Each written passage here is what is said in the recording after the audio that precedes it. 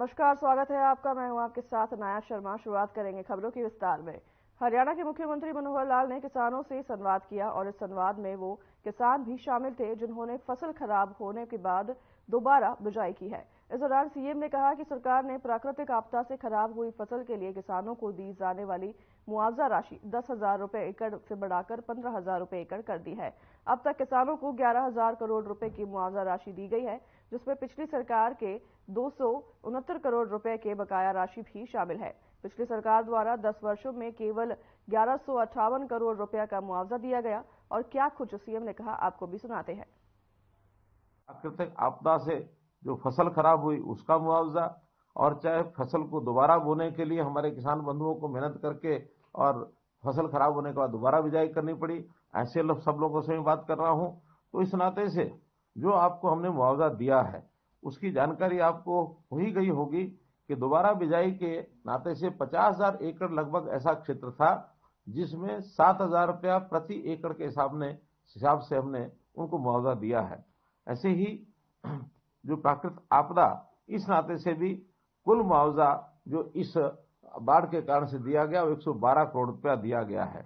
अगर मैं पिछले सब वर्षों की बात करता हूं तो ऐसा किसानों को जो दिया जाने वाला मुआवजा, हालांकि मुआवजा तभी दिया जाता है जब किसान परेशान होता है, दुखी होता है, लेकिन पर्याप्त मुआवजे की जब हिसाब किताब लगाता हूं तो मुझे संतोष होता है कि हमने पिछले 9.5 साल में लगभग 11,000 करोड़ रुपए का मुआवजा दिया है। अगर मैं कांग्रेस के 10 वर्षों का हिसाब आपको बताऊं तो मात्र 1100 करोड़ रुपया दिया गया। 10 गुना एक प्रकार से मुआवजा हमने किसान को दिया है। वो इसीलिए देने का मन हुआ कि मुझे मालूम है किसान की पीड़ा क्या होती है, क्योंकि मैं स्वयं किसान हूं, किसान का बेटा हूं। आज भले मुख्यमंत्री का दायित्व मेरे पास है, लेकिन किसान की पीड़ा क्या होती है ये मैं अच्छी प्रकार से समझता हूं। तो इसलिए भाइयों बहनों, हमने किसानों के लिए हरदम, चाहे देश के प्रधानमंत्री नरेंद्र मोदी जी हों, चाहे आपके साथी मनोहर लाल की बात हो, हमेशा किसान के साथ खड़े रहे हैं। जैसा आपने को पता है, प्रधानमंत्री जी भी पीएम किसान सम्मान निधि के नाते से और हर 4 महीने में एक किस्त हमको भेजते हैं। हमको 15वीं किस्त भी अभी मिल चुकी है। हरियाणा के 8,74,000 किसानों को किस्त जाती है और इसमें भी किसानों को लगभग अब तक 15,000 करोड़ रुपया ये जा चुका है। हरियाणा के गृह मंत्री अनिल विज ने 1971 की लड़ाई के विजय दिवस पर मीडिया कर्मियों से बात करते हुए कहा कि पाकिस्तान से जब भी लड़ाई हुई तो उसके दांत खट्टे करने का काम भारत की सेनाओं ने किया है। उन्होंने आगे कहा कि पाकिस्तान को हमेशा हमारे जवानों ने धूल चटाई है और इन सभी लड़ाइयों में हरियाणा के अधिकतर युवाओं ने अपना योगदान दिया है। उन्होंने बताया कि साल 1971 की लड़ाई में भी पाकिस्तान का विभाजन हुआ था और बांग्लादेश बना था। इस युद्ध में ज्यादातर युवा हरियाणा के थे। दरअसल आज कल 1971 के भारत पाकिस्तान युद्ध का विजय दिवस था और 1971 की लड़ाई में भारत के सैनिकों ने पाकिस्तान को धूल चटा दी थी और पाकिस्तान के इस युद्ध में 2 टुकड़े भी हो गए थे। इस दौरान साल 1971 की लड़ाई के जवान अंबाला के गांव गरनाला में रहने वाले नायब सिंह ने वो दास्तान बताई कि किस तरीके से युद्ध लड़ा गया था।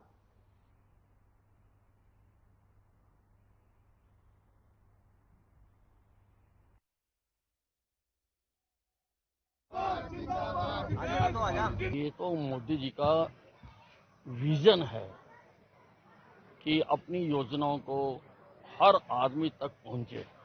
उसके लिए उन्होंने भारत विकसित संकल्प यात्रा शुरू की है, जो हर गांव में जाएगी। हरियाणा के भी 6200 गांव में जाएगी, सभी वार्डों में जाएगी।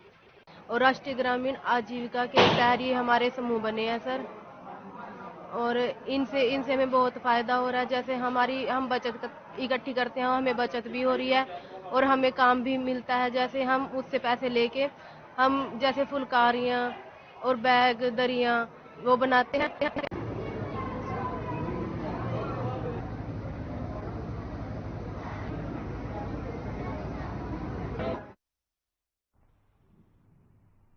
कल 1971 में हुए भारत पाकिस्तान युद्ध का विजय दिवस रहा और वहीं आपको बता दें कि 1971 की लड़ाई में भारत के सैनिकों ने पाकिस्तान को धूल चटाई थी और पाकिस्तान के इस युद्ध में 2 टुकड़े हो गए थे।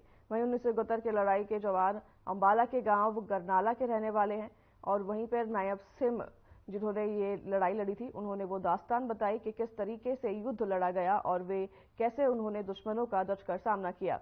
वहीं गृह मंत्री अनिल विज ने भी इस युद्ध को लेकर अपनी प्रतिक्रिया दी है।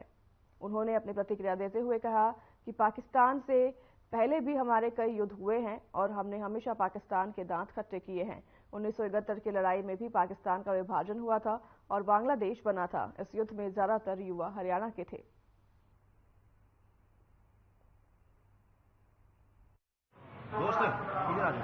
ये पाकिस्तान के साथ हमारी जितनी लड़ाइयाँ हुई, हमने पाकिस्तान के दांत खट्टे किए।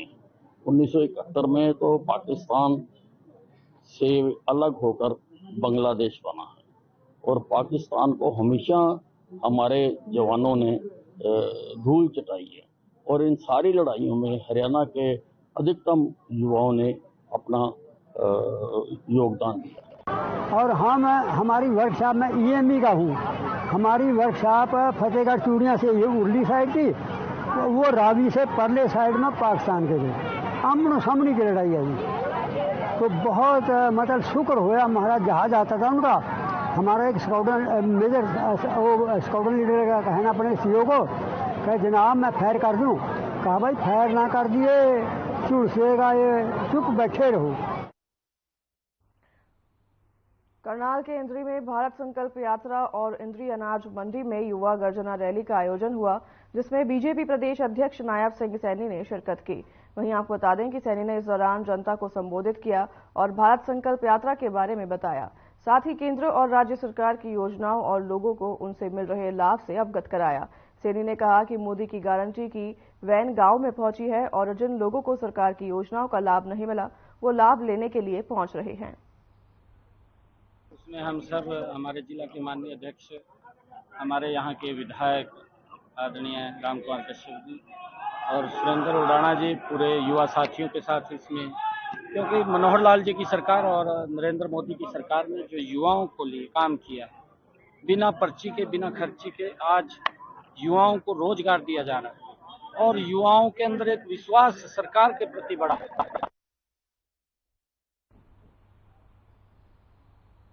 पूर्व पीएम चौधरी चरण सिंह के जन्म दिवस के उपलक्ष्य में 24 दिसंबर को लोहारू के गांव सिंघानी में बड़ा कार्यक्रम होगा। सम्मेलन में हरियाणा के कृषि मंत्री जेपी दलाल भी शिरकत करने पहुंचे। लोहारू के सिवानों में कृषि मंत्री ने विशाल कार्यकर्ता बैठक को संबोधित किया। केंद्र और राज्य में स्पष्ट बहुमत से ऐतिहासिक जीत से बनेगी। बीजेपी एक लोकतांत्रिक पार्टी है, विश्व की सबसे बड़ी पार्टी है। इसमें हर कार्यकर्ता का सम्मान किया जाता है। विकसित भारत संकल्प यात्रा के माध्यम से लोगों के घर द्वार पर ही जाकर कि घर बैठे कई योजनाओं का लाभ दिया जा रहा है। कृषि, पशुपालन, बागवानी, मछली पालन, पानी, नहरें, सड़कें, बिजली के लिए नई नई योजनाएं लागू की जा रही है। प्रदेश में सर्वाधिक 14 फसलों को एमएसपी पर खरीदी जाती है। हिसार में देश का सबसे बड़ा हवाई अड्डा का निर्माण भी करवाया जा रहा है, ऐसा उन्होंने कहा।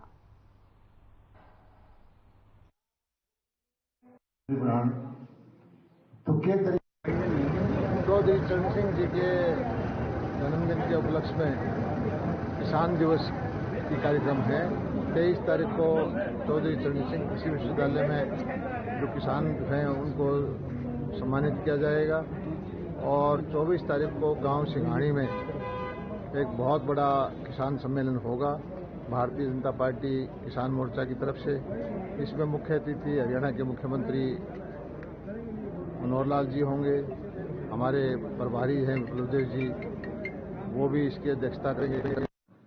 भारतीय जनता पार्टी ने उस प्रथा को तोड़ा है और ये है, तो मैं तो एक चीज कहता हूँ कि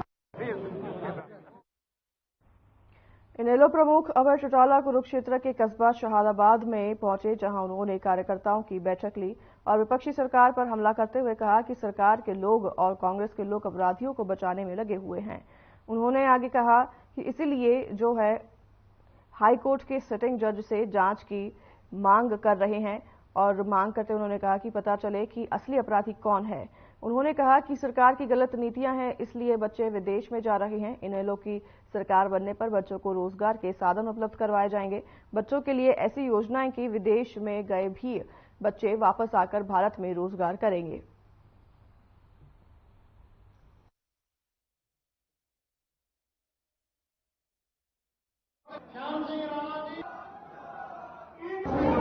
सरकार में बैठे लोग भी कांग्रेस वाले इस तरह के अपराधियों को बचाने में लगे हुए हैं। इसीलिए मुझे कल ये सुझाव देना पड़ा कि हाईकोर्ट के सिटिंग जस्टिस की जांच हो, ताकि लोगों को पता लगे कि कौन इनको बचाने में लगा हुआ।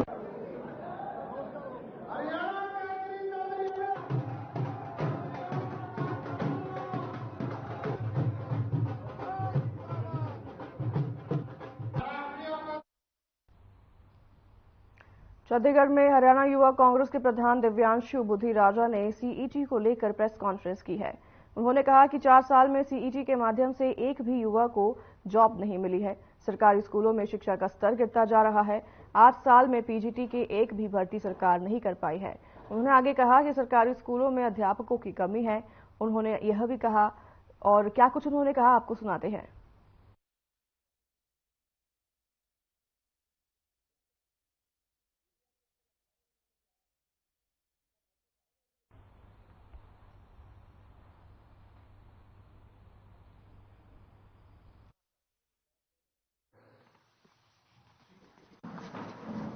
बाहर कोई है तो बुला ले।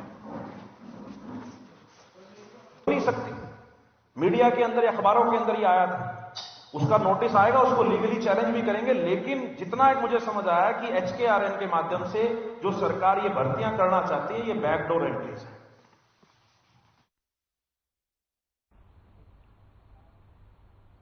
महेंद्रगढ़ से शुरू हुई आम आदमी पार्टी की हरियाणा बदलाव यात्रा शहर के राव तुलाराम चौक पर की गई। हरियाणा सरकार के लिए सद्बुद्धि हवन पार्टी के युवा प्रदेश अध्यक्ष डॉक्टर मनीष यादव ने महेंद्रगढ़ में यात्रा का स्वागत किया। वरिष्ठ उपाध्यक्ष अनुराग डांडा ने सरकार के साथ साथ विपक्षी दलों के विधायकों पर भी आरोप लगाया। सरकार से मिली भगत का हरियाणा में डूबता हुआ जहाज कांग्रेस पार्टी को बताया।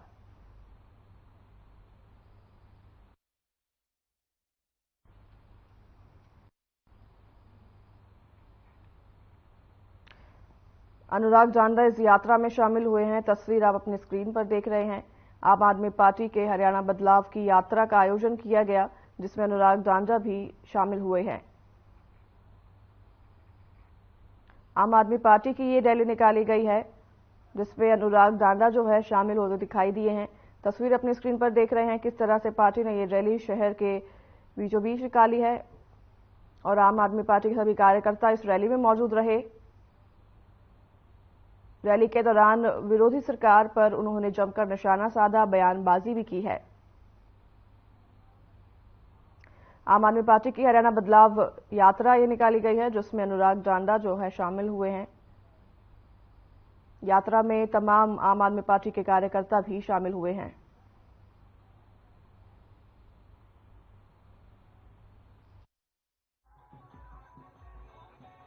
भारतीय जनता पार्टी ने अपनी पार्टी में शामिल करा के अपनी वॉशिंग मशीन में धो के उनको साफ सुथरा डिक्लेयर कर दिया। और जो ईमानदार लोग हैं, मैं फिर बार बार ये कहता हूं, आप देखिए पूरे देश में किसके खिलाफ कार्रवाई हो रही है। क्या किसी और पार्टी के नेता जेल जा रहे हैं? आम आदमी पार्टी के नेताओं को ही क्यों जेल भेजा जा रहा है? उसमें भी संजय सिंह जी को, जिसका दिल्ली सरकार से कोई लेना देना नहीं। ये साफ बताता है कि ये सारे झूठे केसेस हैं। कहीं से भी कोई 1 रुपया भी भ्रष्टाचार का आम आदमी पार्टी के किसी व्यक्ति के यहां से बरामद नहीं हुआ। मोदी जी को डर लगता है आम आदमी पार्टी से।